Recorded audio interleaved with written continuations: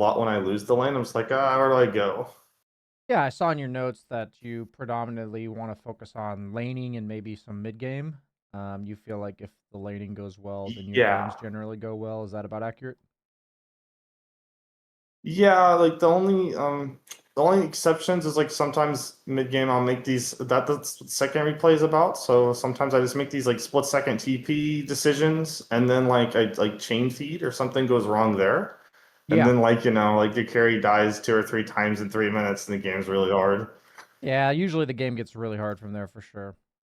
So yeah, first game we're primarily looking at the like first 15, 20 minutes, and then the next game we're looking like we can still watch the lane, but mainly like what happens afterwards.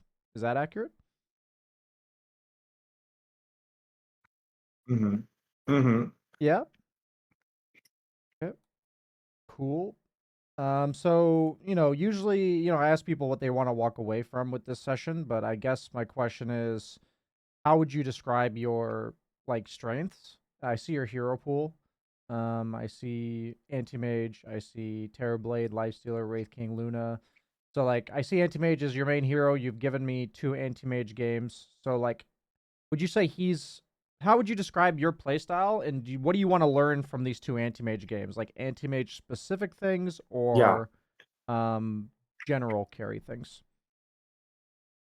So Anti-Mage is just like my comfort pick. So I picked up Terrorblade because Terrorblade is in my view like closer to my playstyle. Like I like to split push and I like to farm. I like to kind of be away from the team because in my MMR, like generally if there's a fight, like you don't want to be at the fight. It's like a weird fight.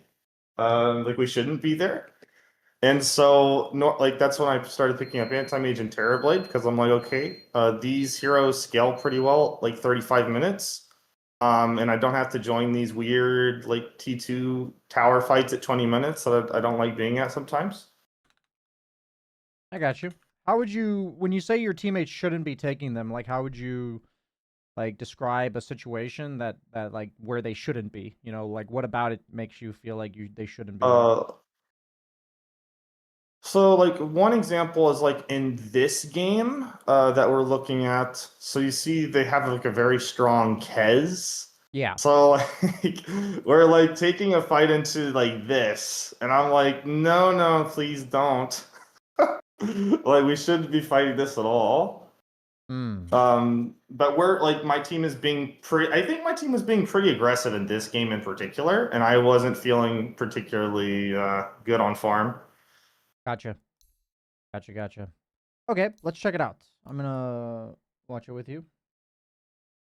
So we got obviously about an hour today, so about 30 minutes in, depending on where we are, like 30 minutes of doing this replay, I'll kind of check in with you to see hmm if you want to keep going on this one or we move on to the next one. You can see my screen, right? Okay. You can see it, right? Yeah, I can Okay. see it. Okay. Yeah, I can see it. Sweet.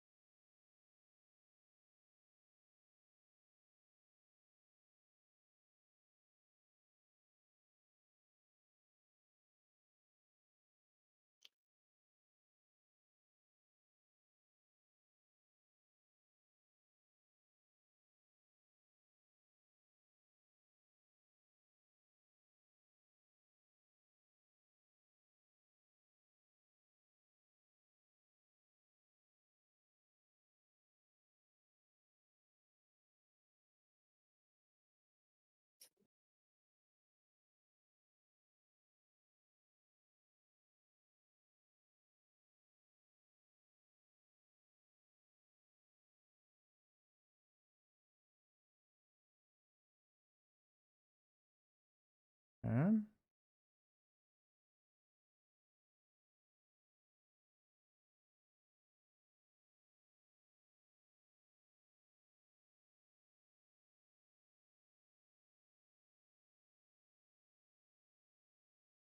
Okay, you're very aggressive in lane, it looks like.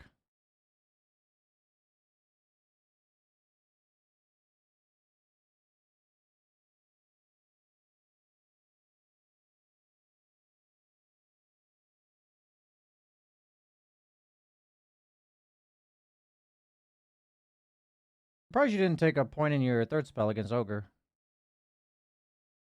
What are your thoughts on that? Yeah, I think that was a not thinking part. I should have picked third spell to reflect his W. Yeah, I was just curious. But maybe I was also thinking his mana was low, but he's buying a lot of regen, it looks like. Yeah, and also the Lotus comes out too.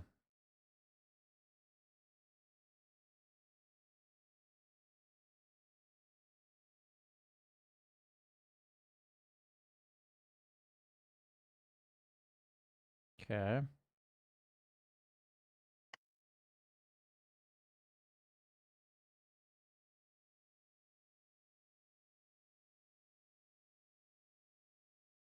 I see a lot of potentially good things here. I feel like my question is, what would you say Antimage's problems in the laning phase usually are? Generally sustain is pretty bad. Yeah. Getting poked out of lane is tough. I would say his level 1 is very good, and then it gets worse for him as the lane goes on. Generally, depending on what the enemy heroes are. So in this case, it gets worse. I feel like. Yeah, I feel that. I'm gonna rewind real quick. I'd say what you just said is very accurate. So like when I look at this stage of the lane, I am curious why you upgraded to Wand. What are your thoughts on that? Like upgraded from stick Um, two branches to so I Wand. thought it was I thought it was I like to get one just because I feel like it's very like inventory efficient because I have the two branches and I see they're casting a lot of spells. So I was thinking, let's get the wand. Um, but I also want to get out of this lane and get a battle fury like as soon as possible. Yeah, so when you look at this exact picture, right? If we ignore slots, then unless this goes over 10 Mm-hmm. charges, then you're paying 150 gold for one branch. That's what the wand upgrade does. Do Mm. you see what I mean? Yeah, yeah. Okay. So like I'm pointing this out because there's a lot of little things you're doing well in lane. So I don't want to like correct you too much. There's like things you could be doing better, but overall, like you're trying to defensive aggro, your CS under tower was good, you're ready to use the pull camp. There's like a lot of good things, okay? So for me, when it comes to your mechanics, I'm like, okay, maybe they could be a bit cleaner, but that's something that I think you would correct on your own over time because what you're doing conceptually is correct. So Okay. what Okay. I was watching in the lane is I'm wondering how you would I saw a pretty good start. You got a lot of CS, you got a kill. And so like I see this portion. Like I see up until about where is it? Like right here. Where up until this point the lane was going pretty well. Like you killed the Lina, you have, 12 CS, which could be better, but like overall it's fine. And at this point, like if I rewind, it's actually this moment where the lane feels really good, where you kill the Lina. And then you're like, oh, we're pretty strong right now. This is good. Ogre's going to miss 2 CS here. Fine and dandy all around. Now imagine if you didn't spend 150 gold on this wand. So you're just sitting at 750 gold right now. And during this time, you just go buy a ring of health.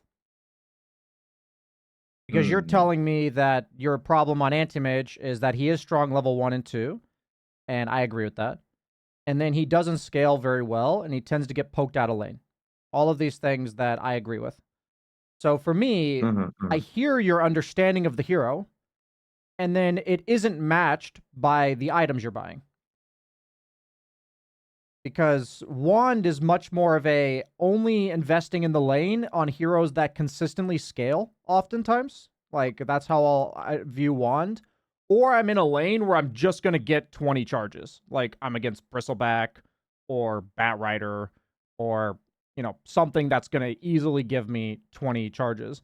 On Anti-Mage, I think Wand is even potentially more sus because you burn their mana. So, like, they don't have mana. Mm-hmm. So, like, if you're winning the lane, you wouldn't want Wand because that means they're out of mana. And if you're losing the lane, you wouldn't want wands because you're not fighting them anyway.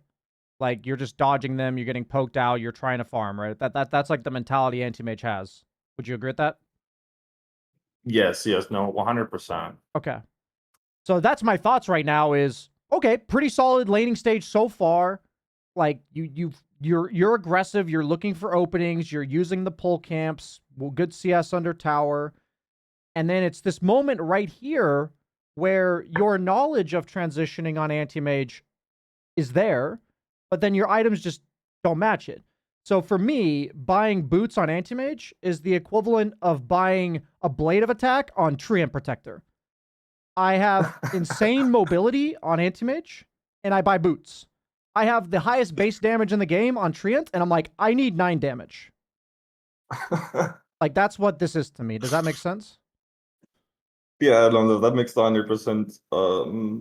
That makes a lot of sense. And so what I used to do on Antimage was I would buy like Orb of Corrosion as well. Would you view that as also like equivalent to boots buying? No, because for me, the idea of anti-mage is you're either being aggressive and you're blinking on them, or you're defensively farming.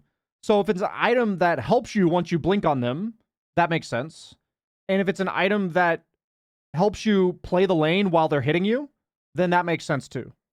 Like those are the only two types of items that really make sense to me on anti-mage. So like anything in between, you know, I don't think really makes much sense. So for me on Anti-Mage, you're either going like something like Orb of Corrosion if you think your lane's really strong and you can boot them out.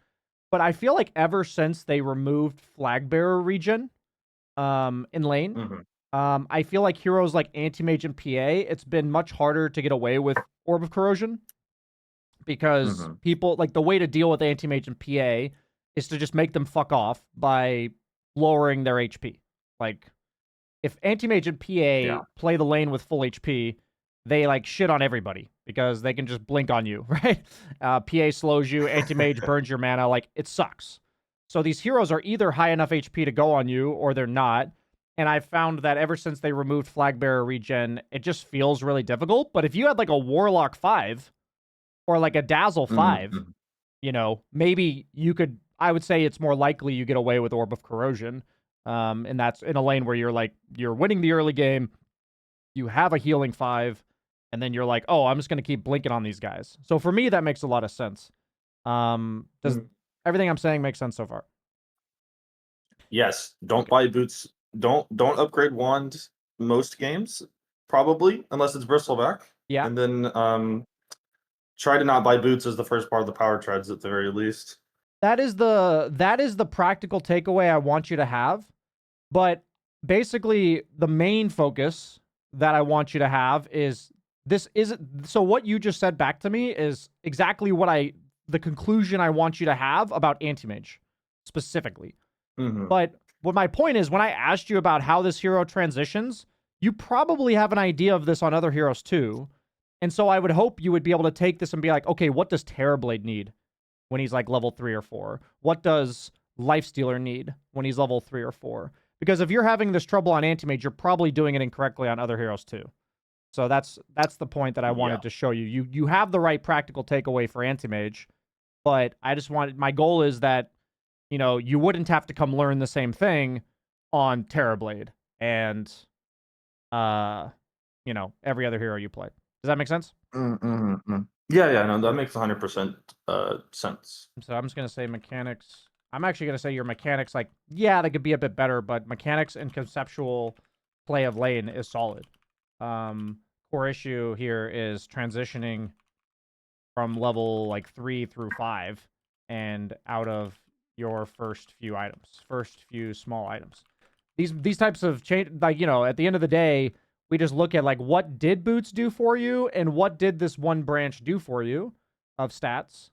And then that's the question we ask ourselves. And when the lane starts getting tough, especially on a hero like Antimage, who his skills don't really do much, like, that's why he kind of sucks. Like, yeah, Blink gets like a little bit of extra cast range and mana burn does a little bit more damage. But like, if we compare that to heroes like Lina, whose Q goes to double damage, you know, it's like, it's not it's not good. So a lot of times on heroes like Antimage, whose skills don't scale very well, literally your way of scaling in the lane is your items. So it is very important for sure. You have the Ring of Health queued up. That's the main issue I have with what you're doing. Otherwise, I don't want to change your conceptual approach to the lane really at all. Okay.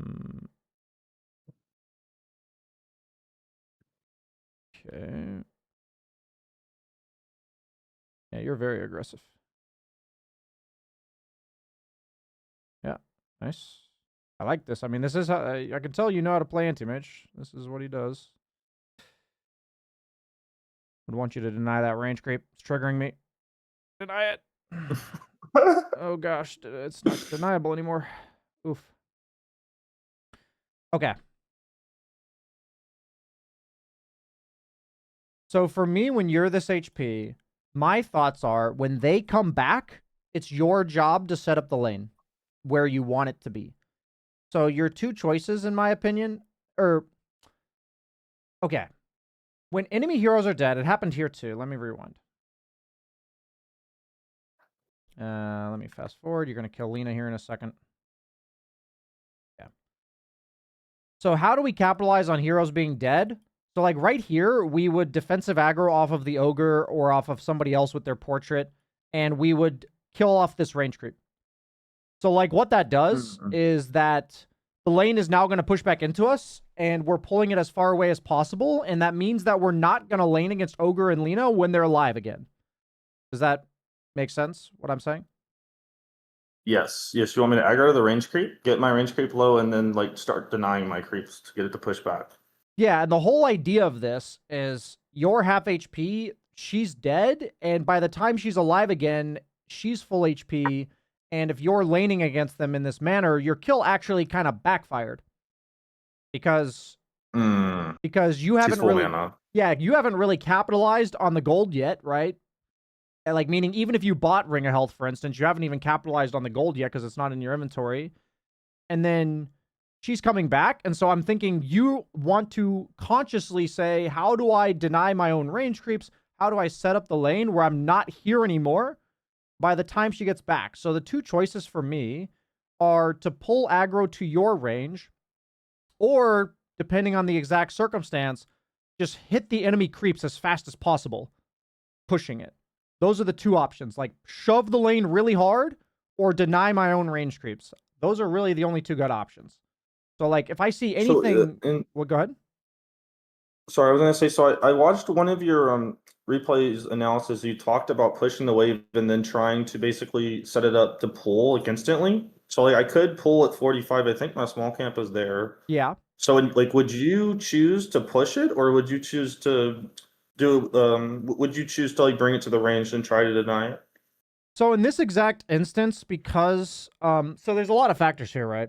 I think the first step, I'm going to answer this first step saying, as long as you're doing one or the other, they're both going to be fine. Like, there is nuance to this where one of them is slightly better than the other in most cases, but there's a lot of nuance. So I just want to make sure that the practical takeaway for you is when you kill somebody, you either mass shove the lane or you deny your range creep in some way, whether that's drawing aggro to it or denying it, okay? When it's already half. But in this exact example, I'm thinking, well, do we want to contest Lotus? Maybe, probably not. And if they're going to go for Lotus, what I would like to do is I would like to push the wave, because if I pull the lane back, then they're not going to be missing as many creeps by going for the Lotus. But if I push the lane into him, an ogre is going to either have to choose to static the wave here and not get the Lotus, or he's going to have to like walk through the creeps and like pull it over here. And then in the whole meantime, Lich is pulling this. So because of the Lotus, I would push it. Got it. Okay. But that's only because it's close to 3 minutes. Yes. So when you get a kill in lane, either push lane really hard before enemy respawns, or look to deny range creep before they respawn. So in this case, you know, there's a lot of like kind of, I would have just attacked these creeps a bunch more, and then what that does is you don't get nuked by Lena there. Like, that's what that does, because you're not here anymore, right? Mm-hmm. And so, like, the goal of all of this is that when Lena's alive, she just fucking pelts you with spells, and we didn't want to be near her at all. So you're doing a pretty good job here of, like, trying to defensive aggro. It is what it is. We took an extra Q. That's, like, how I'm calculating, you know, the backfiring of what happened there. This is all good. I need to get back to the other example of when you killed them. It's right here somewhere. It's six Yeah. something. Yeah, so here it's the same thing. Like, it is so essential you kill your own range creep here that, like, I just have to tell you, like, it's really big deal that you don't kill your range creep here. It just makes it so that what I would want you to think is you're killing your own creeps or killing theirs as fast as possible. I want you to think that while Lena is dead, the whole time she's been alive, she's pelting you with spells, right? So what she's preventing you from doing while she's alive is hitting creeps, whether that's denying them or CSing them. That's what she prevents while she's alive. And one of my core principles in all of Dota is if we understand what the enemy hero is doing to us while they are alive, we will have a very clear idea of what we are supposed to do when they are dead. Does that make sense? Yes. Yes. So in this case, she's been hitting you the whole time. So I'm like, what does her hitting me prevent me from being able to do? And you've been unable to walk up to creeps. You've literally been, like, defensive aggroing nonstop. You've been walking over to the pole camp. Like, all of that is correct. So while she's here, the way I evaluate, like, your quote unquote, like, performance here is how many times, like, how often were you not hitting creeps when you could be? So, like, I'm just watching this and I'm playing on normal speed. Like, we're just watching all of this downtime. All this downtime. Yeah, it's not good. Yeah, so it's like So hit, I hit, need, hit, yeah, I need hit, to hit, be hit, denying hit, that hit, range. hit, hit, hit, hit, hit, hit, hit, hit. Literally 100% of the time you should be hitting. And the beauty of Antimage is he has really low base attack time. So, like, even better on Antimage. If it's enemy creeps, if it's ally creeps, it's either one's fine. You know, I gave you earlier really hard shove the wave or pull it back. At the end of the day, the core of this, I'll just put it on here. The core of this is hit creeps one way or the other and control what happens next. Because that's what you're effectively doing. By not hitting creeps, the lane stays alive longer. The lane stays alive longer. You're here when she respawns. And now this. Right? You see what I mean? Yeah, I just took like 400 damage for no Literally. reason. Yeah. And 500 damage. this feeling you have here needs to trigger this. Like, what I did here caused this. That's what I need you to think about. This was where you prevented it right here. Denying range, killing their range. So, like, I deny this range, then I walk up and kill these two ranges, and then by the time she's here, I'm just gone. Because range creeps are the ones that die the fastest, and I have to go out of the way to kill. So, against Lena being respawn, I don't want enemy range creeps alive, and I want to kill off my own because it's efficient. So I would probably CS this melee, deny this, kill this. Like, that's my mode of, efficiency here. And maybe the game is different also. If I have my ring of health there, but so if you go back like 10 seconds, do I just kill the two range, try to deny my range, and then do I just go pull because I know she's going to get there by the time I try to hit those two melee creeps? That's a great insight. Yes, absolutely. Like, then once you do this efficiently, what you just said, you are then left with a choice of, are these two melee creeps even worth getting? Like, Yeah. that's the question you're left with, which you're absolutely right that sometimes it's just not worth it. And then you're like, if I go for, I know why I'm pushing the range creeps and killing my own. And if I stay for the melee, I know that I might take 400 damage, and that's not worth two melee creeps. And you're like, okay, I'll just go pull. You know, like, that's the exact next step, what you just said. Okay. It's going to put you, because right now there is no decision to go somewhere else because there's just too many creeps here. It's like, you're never going to think, should I leave 4 of my allied creeps and 2 enemy range creeps alive? Like, should I leave this area? Like, you're not thinking that because it's not ever a good decision to leave this. But then when you're like, oh, there's only 2 melee creeps left and I have 2 allied creeps, maybe I should just go pull. And that's like, That's great. That's great that you're thinking that far ahead, honestly. Any other questions about this? No, that all makes sense. Yeah, I Sweet. understand. This is a big mistake here. Big feed. Yeah. I actually think the core problem with your laning is the items and what you do after you kill somebody. I think the rest of it just keep it as is. And you'll be really good to go, I think. Nice. Okay, team's helping. So whenever my team ganks for me like this, it's really important that I like reset my understanding of what's on the map right now. Like for me, this is a signal to gather as much information as possible when I suddenly have 4 heroes in my lane. What I mean by that is like, okay, what's this guy got? Okay, he's walking back to mid. What's happening down here? This guy is like getting dove, and this guy's level 6. Okay, that's pretty nuts. What's this guy? Like, I'm just looking at this stuff because I don't like. For me, I don't know about you, but when I have 4 heroes in my lane, I'm just like, the fuck? Like, why do I have 4 Yeah, heroes in my I lane? think the only thing I processed so far is like I knew Kez was owning, and I knew that like I think mid was fine. Like I know the Pudge is ahead, but in my mind is like it seemed fine. Like my mid came and ganked, so I was like really happy with Yeah. that. But usually like if I don't like being in my lane, I'll try to TP bottom. But I know that that's not going to be probably an option in this game because I mean I don't really know what Kez does, but I know he does a lot of damage.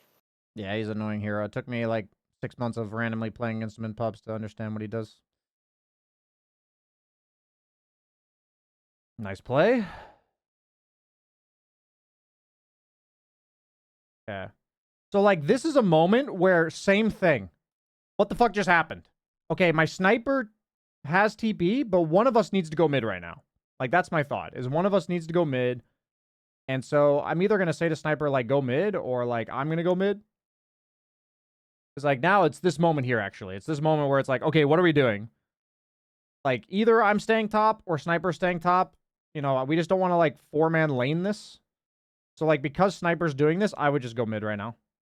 Like that's what I would do.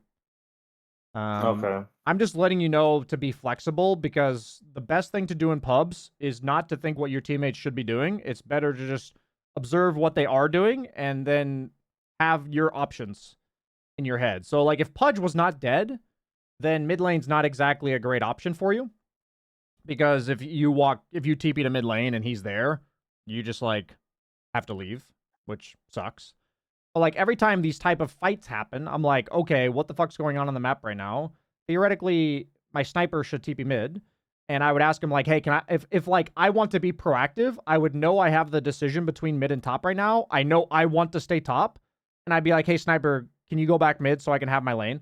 Like, I don't, or like, can you go mid? I don't want to go mid, and let me farm top. Like, I would say something like that. But if I don't want to say something like that, then I'm just gonna TP mid. That's for me Okay. how Okay. these situations get handled. Yeah. Yeah. Yeah, I think here I'm very confused. There's a lot of heroes on lane, so like I am thinking this whole time, okay, sniper, these guys are gonna leave, but like I guess I should just leave in this situation. I need to just teleport. I don't know what I do in this It's situation. actually great that you TP now. This means that you have the good instinct. It was a bit slow. And you actually walked in to try to kill range, which is great. But this is kind of the problem with it being slow is that Lena's now level 6 and you don't want to be like I would be careful walking up, which you are. I Um have a bad feed here. I will say it's not good in a second. yeah, I'm curious how you die. Thought it was going to be there, but you see Lena coming. You're chilling. You're being very safe.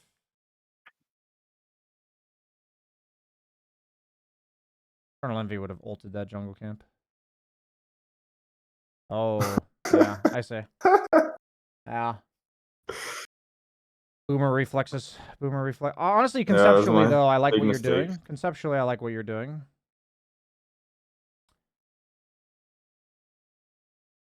Interesting that you're going bottom here. For me, if I'm farming like this, I probably kill this wave like you do, and then I'm blinking.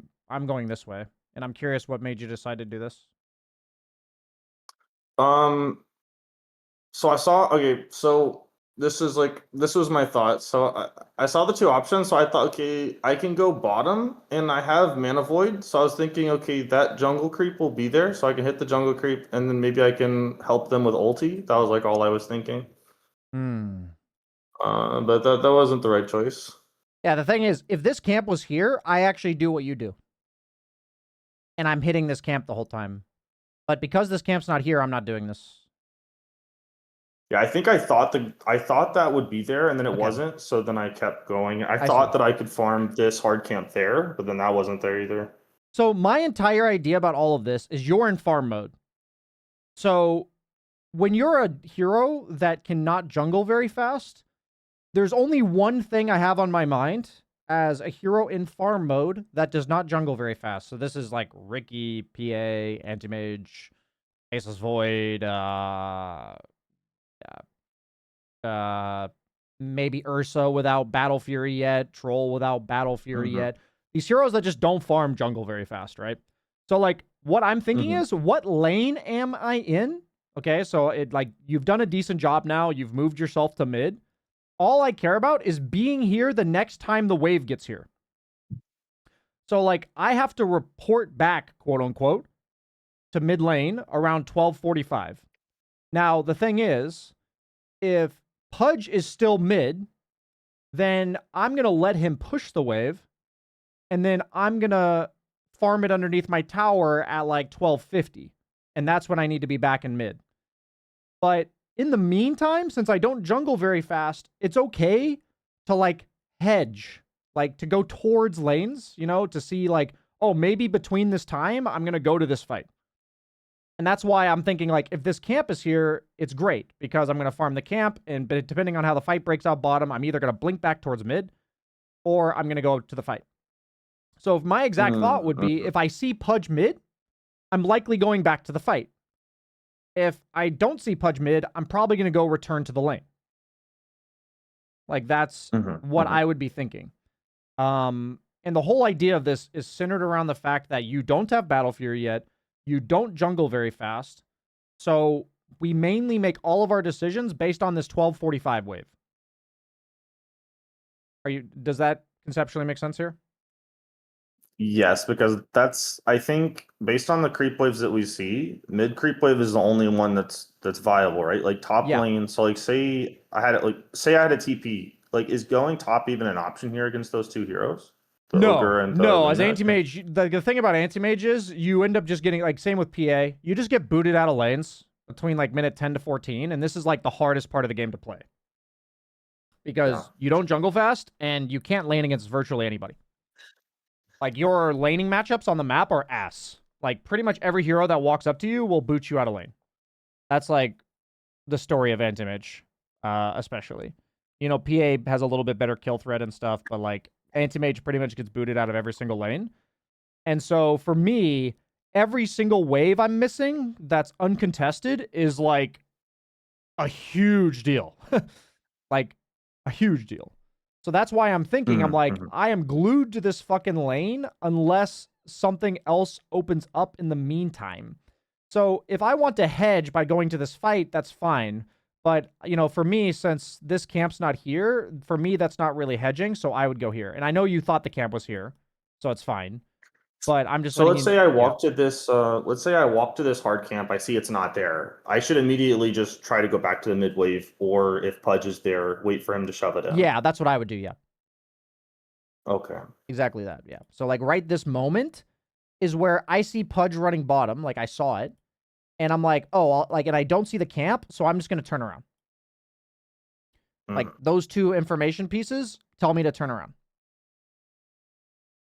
And so it's this where we're just like, now what?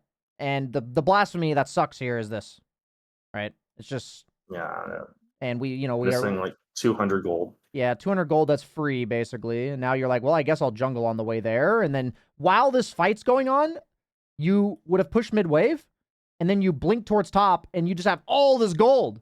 The whole map is yours. And instead, you're jungling a camp, right? And it makes sense what you're doing now, but I want to show you that this awkward state where you're like, I don't want to go to that fight, and I'm like stuck jungling a camp. This got caused right here. Like, back here. Yeah. That's what I'm trying to all show this you. walking. Yeah, I'm just trying to make that connection for you that this is what's putting you in that awkward state. Because now that you're in this awkward state, there's really not much you can do. Meaning, like, yeah, maybe you should blink towards mid right now, but, like, it still feels really bad. Does It's too late. They can react to it, right? Like, Yeah, you if they might have blink there, TPs. and by the time you get there, they're already there. Like, that might happen, right?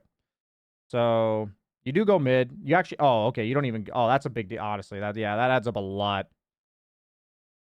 Yeah, mid tower would be taking damage right now. You'd have like an extra 300 gold.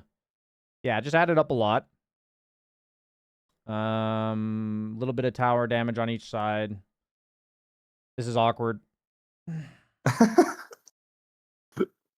But luckily someone paused, so I can Yeah, you have react all to the it. time in But the I world. mean, Yeah, yeah.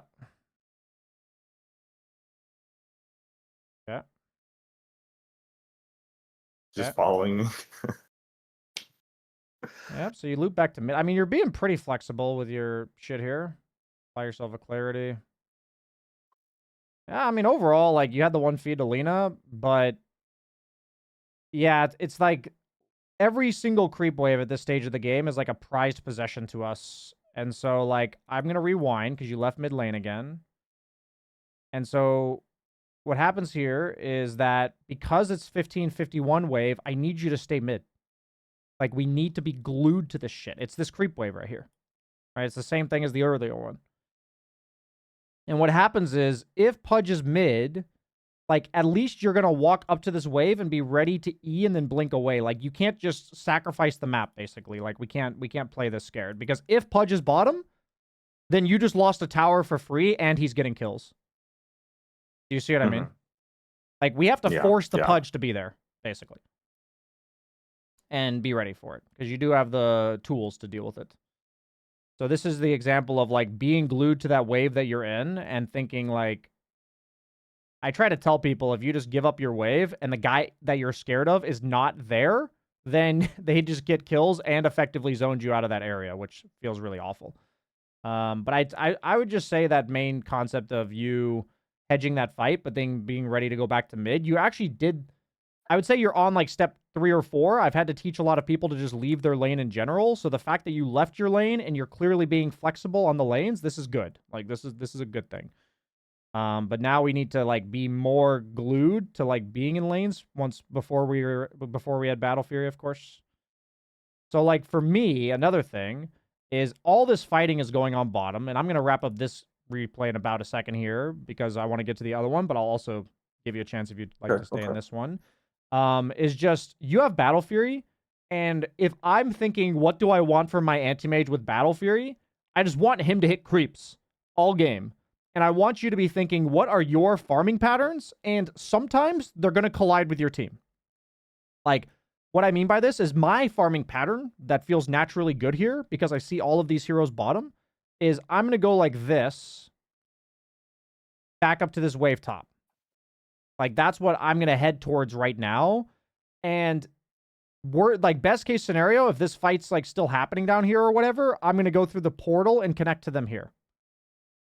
But if anything gets in my way during that time, like, say I walk this way and there's a Pudge there and I have to, like, blink back or whatever, or, like, the fight's already over or whatever, then I'm not going to go. But I'm not going to, like, try to connect to these fights over my farming patterns. That's, like, what I want you to see is, like, this isn't a farming pattern that you're doing. You're trying to fight. You see what I mean? Yeah. So I want you to think, what is the farming pattern? And then sometimes there's going to be a way to connect to your team or not. So, like, I love that you connected to your team. I would have loved it to be like this. You know what I mean? Yeah. So in the meantime, you got 20 creeps. And effectively, by winning that fight, you kind of got what you would have gotten by just farming. And if you farmed and then did that, it's like, holy shit, like, big gains, you know? And the whole idea of all of this, before I pause and give you a second here, is that fight has so many different outcomes, right? Maybe you die. Maybe it's a 3 for 3 and it's like an even play. But if we consistently play the map according to our farm patterns and then learn how to properly connect to fights, For me, that's just the right order of learning things. Because I've learned that a lot of you guys that are around the 2 to 3K mark, you have like a good sense of when to join fights, but you're jeopardizing your farm to do it. So I try to tell people, like, focus on your farm first, and then it's going to become like a creative puzzle of, while I'm farming, how do I connect to that? Yeah, Rather so than I just think going. Yeah, go ahead. I think I joined that fight with no Yasha. I'm just literally Battle Fury. So Yeah. like, is it worth it as anti? Like, even Manta doesn't feel that good these days. Like, I don't feel good until I have Manta plus like Basher. Like, Yeah. the illusions don't seem to do that much these days. Yeah. So should I like, what's like, is raw Battle Fury good enough to like even like I should just be focusing on the farm, like you said, and then the gate is the option to come in. Like, if say I feed there, I mean, then I'll just delay the manta by probably another 1 or 2 minutes, right? And then it's like, I don't know, it's very hard to join a fight with a battle fury. So I don't know why I'm trying to like go in first. I, I understand what you're saying. I really think it's important. This has actually been the subject of most of my carry coaching sessions recently. I did make a video on it that hasn't been released yet. So like, I'm trying to, like, I've heard this sort of misunderstanding or problem a lot. So like, I'm trying to figure out a way that best explains it. So Hmm. the thing is, you say all of that, right? Antimage isn't the best at fighting, and like, I only had Tread's Blade of Alacrity. Like, I didn't even have the full Yaja yet, but you guys killed them, and you had impact, Yeah. right? So the last thing I want to say is, don't fight. Like, it's not worth it. You're not strong. Don't fight them. But what I try to teach carry players, and this applies until 25, 30 minutes at least, is that every time you join a fight, it should feel like you had the choice to farm. So, like, I want to Hmm. rewind. While you're heading here, there's no farming choice. You're either fighting with them or you're not. Do you see what I mean? But if you are pushing this wave Yes. and then you're like, do I go to these jungle camps or do I connect through the portal? That means it feels good. Hmm. You see what I mean? Yeah, I forced myself, like, because of my positioning, I either fight or I do nothing. Yes. And that is the problem. That's what I try to tell people is, I'm not telling you not to fight. I want you to think about, if I prioritize my farming patterns, there's going to be times where naturally I have a TP available to go to that fight, or I can connect through the portal or some other way. And then I'm like, oh, that fight looks good. I'm going to go. But if it doesn't look good, then you just keep going. You just keep farming. And so if this fight started looking bad, it was good. Like, Monkey King ulti went off, Kez was really low. So it had good signs to it. So you're like, oh, I'm going to go. But if it looked bad, you'd just be like, I guess I blink back towards mid now. Like, that just feels really bad. That's the part that I'm trying to Mm. show. So it's all about that choice. I'm trying to show you guys, don't overthink whether or not you should never fight or always fight. Just think about your farming patterns, and it's that choice that matters. Hmm. Does that make sense? Yeah. Okay.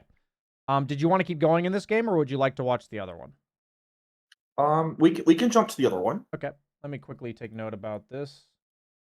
Focus on being glued to a particular lane before your Battle Fury. Timing. Missing a free creep wave is incredibly costly. And then the other thing is, focus on that choice to fight or not. Having your farming pattern be the guide for movements. And then see if you can connect to it. But I will say, So the I think if strength... Go ahead. or I was gonna say, I think if I made all the right decisions there instead of the 17-minute battle fury, that's probably like a 14-minute battle Yeah. fury. Yeah, I honestly think if you get rid of those 2 lane plays where you don't interact with them after you kill them, where you like denied the range creep and push the wave, then you combine that with not missing the wave at 1240. I actually think you have like a 13-minute battle fury. Like, honestly.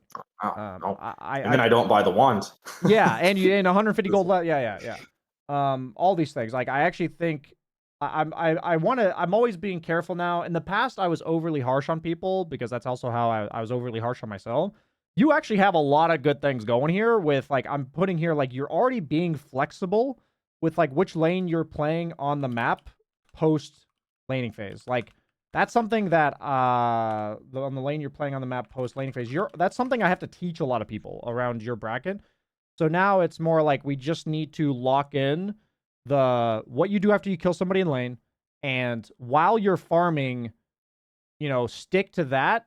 Think about your farm patterns that way, and then fights will come later. You're not going to really have the attention for the fights right now, meaning like the way you're already thinking about the fights, you're going to get distracted a bit because you're going to I need you to map out your farming patterns, where you think you're going to go. And then once you have that clear, you're like, okay, how do I now connect to the fight? If possible, if I'm interested, how do I connect to that? And so right Sorry, now you're kind at of just what connecting. Go point, ahead. so I understand that mentality. So like, would you say like if I have an item ahead, I can kind of prioritize the fight over the farm, or should I ever prioritize the fight over like at what like maybe like what minute in the game would you say to make that switch? So for the first 25 to 30 minutes, when you have more items, that means you can play more aggressively on the map, and you can more aggressively blink towards a place and connect faster. Like, that's what that means. So that naturally means Hmm. you're going to be able to participate more because you fearlessly clear lanes, you blink aggressively through the woods knowing that Pudge isn't there. But maybe you wouldn't be allowed to blink this farming pattern because you didn't see Pudge. So you'd have to walk to this camp. Do you know what I mean? Hmm. That's the Hmm. price of being a little bit further behind. But the point about that is somewhere around 30 to 35 minutes, the most important thing is to be with your team almost all the time. Like more and more, it becomes like there's a flip that switches around 30 minutes where the inverse of how often you're away from your team is it's inverse now. Like, how often you're with your team right now is how often you're away from them at 30, 35 minutes plus. So Okay. Okay, I see. that kind of Hmm. flips. But there's no I don't want you to think oh, it's 30 minutes now, go play with my team the whole game. Like, that's a little bit oversimplified, but or a lot oversimplified. But it's this idea So that yeah, go ahead. Go ahead. you're saying like flip it's like right now it's like 30-70 and then flip it 70-30. Like don't it's not 100-0 or something like that. I'd say it's more like 85-15 right now. Somewhere around there. Okay. 85-15. Somewhere around there. Um and at that stage of the game, what I'm trying to say is your default right now is to play away from your team and play farming patterns and then connect to fights if possible. Your default past 30 minutes is look for fights, and then in their exception moments, you're allowed to split off your team, quickly clear a wave, and then go back. That's kind of how I look at it. Mm-hmm. What's the default mode? You know? Mm-hmm. Mm-hmm. That's kind of how I envision it, at least. Any other questions about that? No, no, that all makes sense. Cool. Then yeah, I think we're good to go to the other game, if you are. Yeah, the second game I think laning goes a lot better, but there's two things at 30 minutes maybe we can look at. So like I just have like I think I chain feed 3 times at 30 minutes. Sure. And so like we win the game, but like that that did not help win the game. Yeah, let's definitely check it out. Um but I think laning here was okay. I think I did better, but I think again I probably made some of the same item mistakes. Yeah, I mean, sometimes it's nice to show people that they're making similar mistakes across all games, but it sounds like you already kind of believe me and understand that that's probably happening. So I don't see much of a point Hmm. of proving that to you again, basically. Well, I Um, bought a wand. It's against Shadow Demon. Is it better against? Is it okay against Shadow Demon to buy a wand or? Shadow Demon's close for sure. He's close because he does do a lot of shadow poison and shit. Do you want me to watch the lane real quick, or do you want me to skip to 30 minutes first? Let's get first to 30 minutes. Okay. I think it's around 30 minutes. If you can look at my TD, so I should have like one death here, and then at 30 minutes I die like 3 times in a row. Okay, yeah, I die here soon. I make some really bad decisions.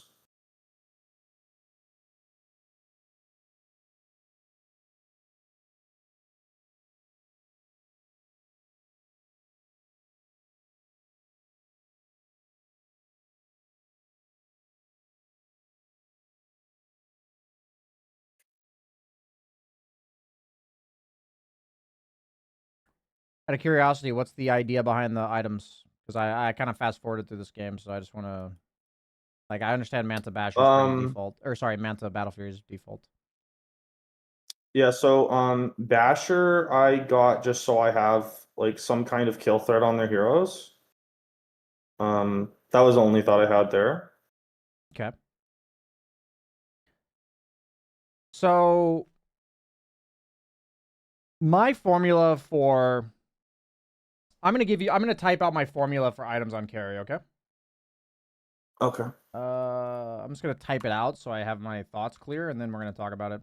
Number one, farming. I mean, I'll just say any amount of like laning items you need. Like that's like a judgment call you have to make. Whether do we need Falcon Blade? Do we need a Wraithband? You know, all that. And then some form of farm acceleration. You know, Maelstrom, Mask of Madness, Battle Fury, you know, whatever, Radiance. Item that helps you survive while farming. So Manta, Hurricane Pike, BKB. You following me so far? Yes. Okay. At item number 4, do I need to survive more? Or do I need to kill more? Or possibly in between? A little bit of both, basically. So when I look at their lineup, my thought for you is that your heroes have 0 stuns. Like, literally 0. So for me, kill threat on Antimage is me blinking on a guy that's stunned. Like, if I have a Lion, I can play for kills. Does that make sense? Yeah. So with your lineup, I'm not thinking, how do I kill them? Because I don't. Like, look at my heroes. Like, who's playing with me on the map? Like, Antimage is a +1 killer. You know, he's not a hero that solo kills people until, like, 4th, 5th item, period. Like, he just doesn't solo kill people until later. So, I'm thinking, do I need to kill them more, or do I need to survive more? Now, if you're thinking, okay, we need to kill them eventually, what's an item that kills them, kind of, but also keeps you alive? If I tell you that. I would say like maybe butterfly I think helps me survive, and I think BKB helps me survive. And I don't know if anything else that does. So butterfly helps you kill them if you have stuns, right? Otherwise, Yeah, I'm thinking like maybe it helps me against because OD right clicks for a lot of damage. I was thinking that maybe the evasion would help. Yeah, so for me, what I'm trying to get at here is an item that kind of helps you kill them and helps you survive when you have no stuns is a Scotty. Oh, you're saying Scotty right after Manta? Yeah, 100%. I do that every game here. This guy's ranged. This guy's ranged. This guy's ranged. This guy's ulti does damage based on how much more int he has than me, or sorry, more mana than he has than me. So like, I'm gonna buy the item that gives me the catch potential while also giving me more mana. Like that's my idea. Okay. Like I'm just mentioning that like for me the Basher doesn't work because I'm not killing anybody. Like I looked at their lineup and I'm like they have Wraith King, he's not dying. OD, like I can't solo him. Like I need to buy Abyssal and I won't kill them because as far as I understand, I haven't played Antimage since they nerfed the Manta illusions. But as far as I understand, you blink Mantaing somebody is a lot worse than it used to be. Like that's Yeah, you even it's said it yourself. pretty useless unless you have Ags. Like you have to have Ags, and Ags does I don't know, it doesn't feel that good. Yeah. So for me, it's like the way I would envision Antimage playing is he's a lot less likely to play for the kill play, and if he is killing somebody, it is probably something like Butterfly when you have a stun on your team, because then you just like hit really fast. You know what I mean? And like kill them in a hex. So the issue I have, like when I see you dying here, it is the Basher. That's like the main issue I have. Because it's similar. It's like the vision of the game thing. So I mentioned the first 3 items, and then the first 3 items on most carries, just kind of people kind of understand. Like, yeah, on Antimage you go very few laning items. Usually the Ring of Health is your laning item, and treads perhaps, but treads are also a farming item. But then you go Battle Fury, which is the farm acceleration. Then you go Manta, which is the survive while you're farming. And then oftentimes after that is where people get shaken up a little bit by like what items they're going. Okay, so you're, yeah. Oh, the curse from a Wraith King, I see. Yeah, I wasn't thinking about this. I don't know. Like I died there. That's really stupid. I should have. I didn't think about Ag Shard. Hmm. But this is like the chain feed sometimes because I died to OD, I died to Wraith King, and then I die one more time here. Okay. Yeah, I see. This is also just bad mechanics. I didn't. I think if I either actually live, but maybe not. So for me, these are tough because as Antimage, you're kind of like you're like a farm animal that wants to run free because like everyone on the enemy team is just trying to fence you in. Like everyone who plays against Antimage is like, this motherfucker needs to get locked into his base and stay there. But then when they're losing to Antimage, it's because he's blinking from creep wave to creep wave. Nobody can kill him. He's like roaming free. You know what I mean? Yeah. So like right now, all three of your lanes were pushed in. One guy was pushing top, one guy was pushing mid, and the only lane you could possibly go to has a Wraith King in it. So you're like, well, I gotta go kill this guy. Like, fuck off, dude. Let me roam free, bro. So you're like killing him. And then, these are the moments where can we roam free now? Like that's the question in this moment. And by roam free, I just I mean could just go ahead. I could just run bottom. Like I feel like I'm unkillable if I just go bottom. That's what I mean here is the first attempt to go on Wraith King, it's logical. Like it makes sense. Like you don't have anywhere else to fucking go. But it's this moment where we Yeah. get kind of lost in the sauce. We all do it. I overchase. I get like excited. And so for me, the way we prevent overchasing in general is to gain like to have this reflection period after the game, like have these type of talks and be like, why were we fighting this guy in the first place? And it's because this True. feeling on the map, it's like, what the fuck are you what else are you supposed to do? Like this guy's farming top, this guy's farming mid. What am I supposed to like go farm a jungle camp? Like this guy's taking our tier 2 by himself and there's no other lane to go to. So logically, you go on this guy. And so we want to Okay. show that you win on him because what else was there to fucking do right now? And so we got him out. And now this is the question of like, if you hit him here, like if you guys locked him in here and he didn't blink away, then I'd probably stick around and kill him, right? But in this case, like we've accomplished what we need to accomplish. And yeah, sometimes it may still be correct to chase him or whatever. I'm just trying to bring to your attention this is why you did it. Subconsciously, you kind of have to do that. And like you said, I could just go bottom now. Like, I could just blink back bottom, get the lane that I wanted, clear this wave. I'm unkillable. Clear this, go to the next wave. That's something I could do now.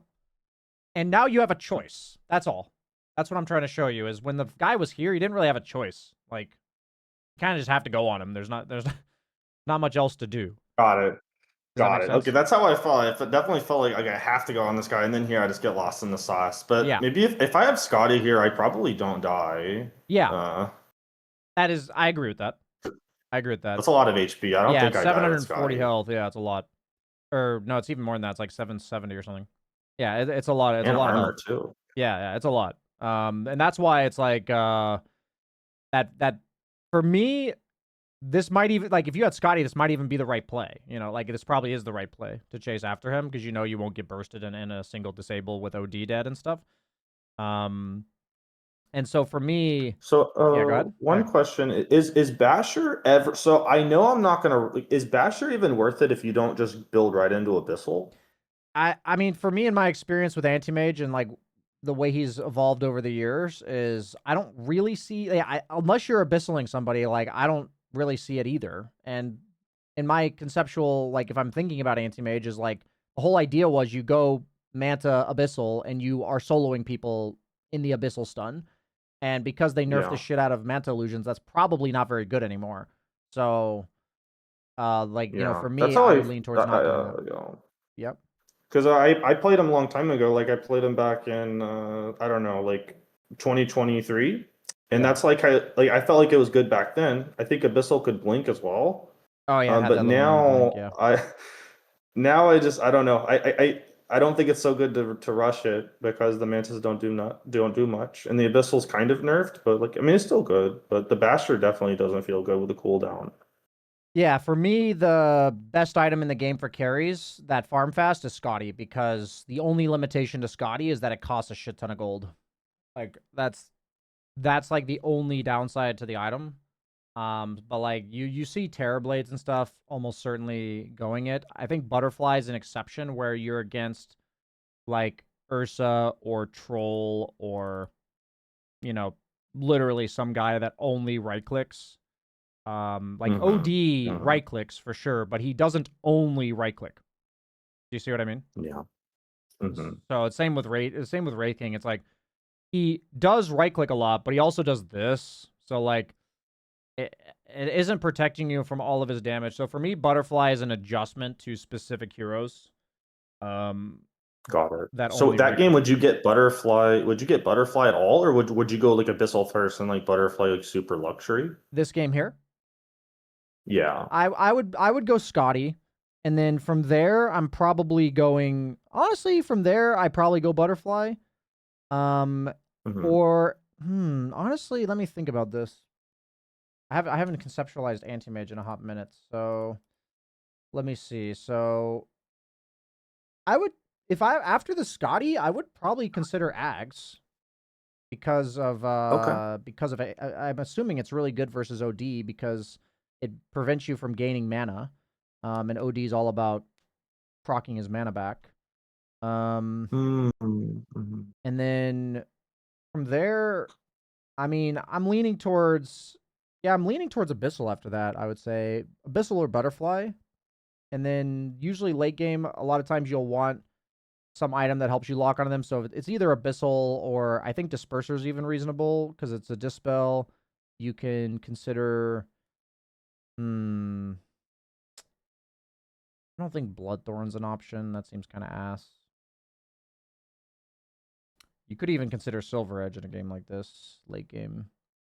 They did nerf it though, just to kill Mars. Um, Mm-hmm. Yeah, I think it's the second. I think if you go Scotty and then from there it's either Butterfly or Abyssal, I think that looks really good. Butterfly, Abyssal, or Ags, I think would be the three items that follow this Scotty. The thing about this game is you don't really need to do damage because your entire lineup's about dealing damage. Um, like SF's entire purpose is to deal damage. Zeus's entire purpose is to deal damage, and even Largo's basically Yeah. just damage. So like for me, I have like no help basically. I have a Enchantress heal technically with a Solar Crest, but you don't have like super utility guys. So like I'm just gonna build to be super survivable and up in their faces. So that's how I would Mm-hmm. play. Um, so those are my thoughts about that. Got it. I have to be the tank this game, kind of. Yeah, you kind of have to be able to blink in and not get bursted. I think that's kind of your purpose in this game. I think. So I don't think Heart's good. I was gonna say like in that case, usually Heart can be good, but I think Scotty. I think Scotty's just better. You might consider like a late game Satanic if you're having regen issues. Um, Yeah, yeah. Satanic could be good. yeah, those are my thoughts about this particular game though. Any thoughts on that? Questions? Okay. No, that all makes sense. I think yeah, Scotty. I've never considered Scotty after Manta, but in this game, I see why you're saying it. That makes a lot of sense against the OD. It's very common on TB as well. To go Manta into Scotty. It's very common now. To do that. I mean, 37 all Yeah. stats is just a lot. On TB, I might think about it because I might be like, doing the split pushing thing where you kind of like go to the camps like up in the jungle, like way away, and then you like send your illusions to Like up cut here. mid and whatever lane's close Oh, to you. yeah, yeah, yeah, Yeah, yeah. Yeah, I see what you mean. You're like over here somewhere. and then with Scotty, your illusions are usually like really strong, so they can do that. So I do that a lot on TB, but on AM, I don't know why I don't think about it, but it's very good. Yeah, it synergizes pretty well with your innate too. Like slow plus slow, and overall like giving a hero with like what 2 strength gain or something 1.6. Yikes. Um, 37 strength is quite nice, obviously. But yeah, no. We are at about the hour mark, so I just want to kind of look to wrap it up with any final questions or thoughts on your end if you wanted to see like any particular point one more in this game or anything else like that. So No, no, any no. final thoughts or anything? No, no, I think we have a lot to work on, a lot to digest, a lot to work on, especially like that awkward laning thing. I should focus on more than just itemization in general. Maybe just thinking more consciously. Yeah. I mean, I think you're doing a lot of the conceptual stuff right. So I think that can be your sole focus. And the biggest thing about the fighting in the mid game as well, and also the lane, is like don't change. Like the worst thing we can have you do is change your CSing and aggression that led to the kills in the first place in the lane, because that was overall Hmm. pretty solid. So we just want you to know, like, once you kill somebody, that's the moment where you get to prove yourself that you're like, I'm fixing shit right now. So it's like items during the time that you're playing the lane, and then once you kill somebody, what you do with the lane is that's the time to change. But any time before that, it's just items. Like that can be your sole focus. And then, um, I think we'll see meaningful improvement from just that personally. Hmm. So just Hmm. be careful Hmm. to change the rest of it. Not change the rest of it is what I mean. Um, Got it. yeah. So I always give some. Just I know you're new to the whole VIP thing, but we do a follow up replay. I'm specifically at Dream League for the next 2 weeks, so please wait 2 weeks to submit your replay. And I usually just give Yeah, deliverables. Legend. So yeah, go ahead. Yeah, Legend told me to send the replay like in 2 weeks, and then he said that the membership would get extended sometime because you're in Dream League, so that's all fine. Yeah, And best of luck in the casting. I'll probably be watching, so it'll be fun. sweet man, awesome. Yeah, I'm just I sent you notes in our DM, by the way. I don't know if you saw our DM, but we have one. Oh, Like I sent you, yes. so you have some notes. I just took them for the session, and then I'm just gonna say conceptualizing the item after Manta is my other thing. So you typed up notes for your replays. If like when you submit this replay and you just put like, here's my thoughts for my laning items, here's my thoughts for like what lane I should be at in the 10 to 14 minute period, and then here's why I went this item after Manta. I think if you gave me those 3 answers, we're gonna be directing you in the right direction.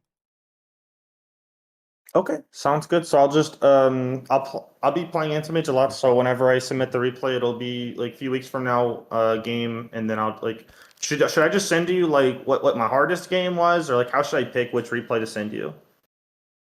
I would say a game where you felt like you applied what we talked about and you weren't sure if Mm, it was correct because it was hard. That's what I would say is like the best okay, description. Yeah. okay, okay. Sound good? Yes, sir, Mr. Banana. Sounds good. Sweet. Thanks for joining me. I'll see you later, man. Thanks so much, BSJ. Bye bye.